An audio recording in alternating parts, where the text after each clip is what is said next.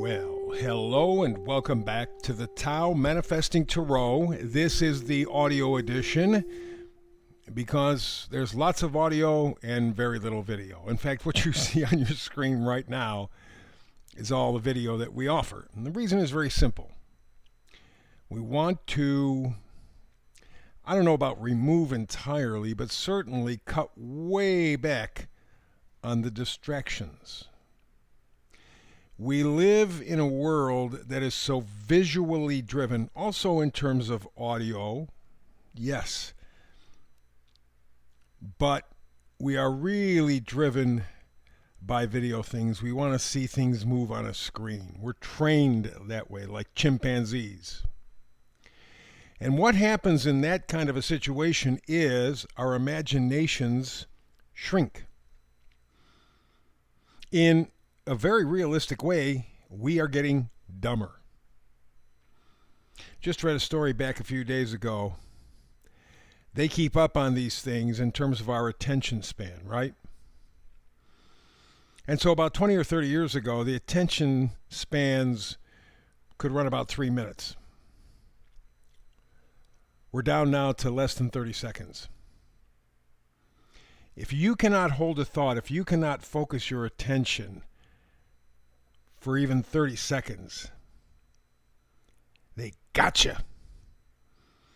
Because you're too stupid, you're too distracted to be able to hang on to a thought, an idea, for any length of time, which means you're easily led. I don't want that here. This is not a tarot reading to make you feel good. Oh, Fluffy, oh, this love is going to come into your life. Lots of money going to come into your life. Oh. We're not doing that. Never have, never will. This is hard-hitting, ass-kicking tarot reading that is meant to enhance your imagination and your manifesting ability. Now, I've mentioned this before. I will, I'm sure, in the future. I have this sense that we live a life that is fated, that is predestined. That's why, for example, you will see so many people who are trying to be spiritual. You know, when the time is right, it will arrive. You know, attract, don't force. There's kind of a aggressive passiveness that we need in life. And by aggressive, I don't mean push. I mean focus. Know what the hell you want. Feel it, hear it, see it, taste it, smell it, touch it. That's what your imagination is used for. Do that. When you get to that point, now you have another consideration. You have to deal with this fate. Everybody was born here with, I believe, a predestined path.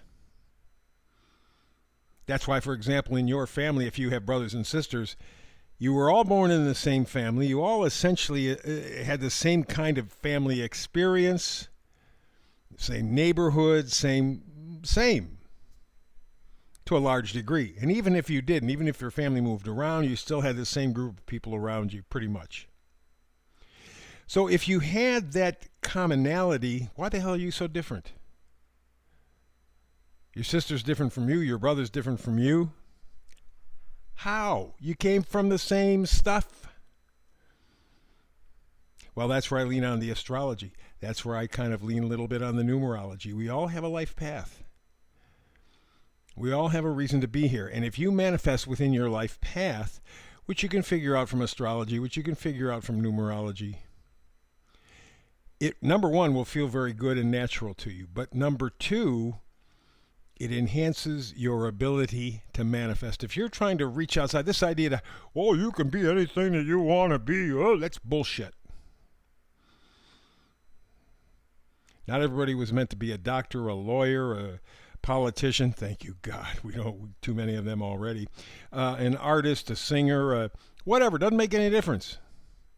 Everybody has different talents, different abilities. That's the fated part of our life. That's our life destiny, our life path. Work within that. You'll find it feeling natural, comfortable, and you'll be successful with your manifesting. But first, we got to get you to focus. So that's what we're doing. First card here in the reading, that is the Oracle card. It's right in the middle. Today it's regeneration.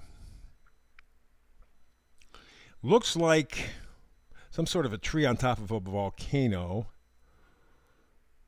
So, boy, you want to talk about being desolate.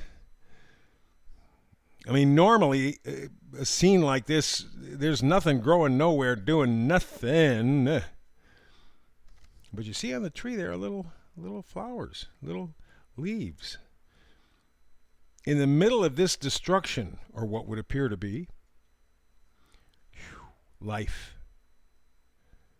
Life. And the number up in the right-hand corner is 46. The 4 is stability. It's a foundation. The 6 is, again, stability with harmony, blending together. And you put the 4 and 6, add them together, that comes up to a 10. The 0 is the spiritual part. The 1 is beginning new. So what you are getting ready to do is to move to a new point of stability. Maybe this is the point that you actually establish for yourself. Instead of listening to your parents or grandparents or cousins or friends or what, you decide for yourself what this new foundation is going to be. You're going to build up a new life from a new foundation, a new understanding, one that makes us stable and harmonious. You're in the groove. You're living your life. Now, does that mean life's going to be perfect? Remember, I tell people all the time, life is a 4-letter word. Not going to be easy, not meant to be, but it'll feel entirely different than what your life is now. You will feel connected to your life. You will actually be living your life, not just playing a role on a stage or in a movie. Big difference. So let's go all the way to the left. Got the Hermit card. Hermit is solitude, right? It's being alone. We got that. But the reason for that is to minimize distraction so that you can get a deeper understanding. You can follow your inner guidance, that little quiet voice that is always guiding you. And when you don't follow that little voice, you screw up every time. How many times in your life have you said, geez, if I just paid attention to myself? Well, that's what the Hermit is all about. You need to turn inside. You need to look more deeply.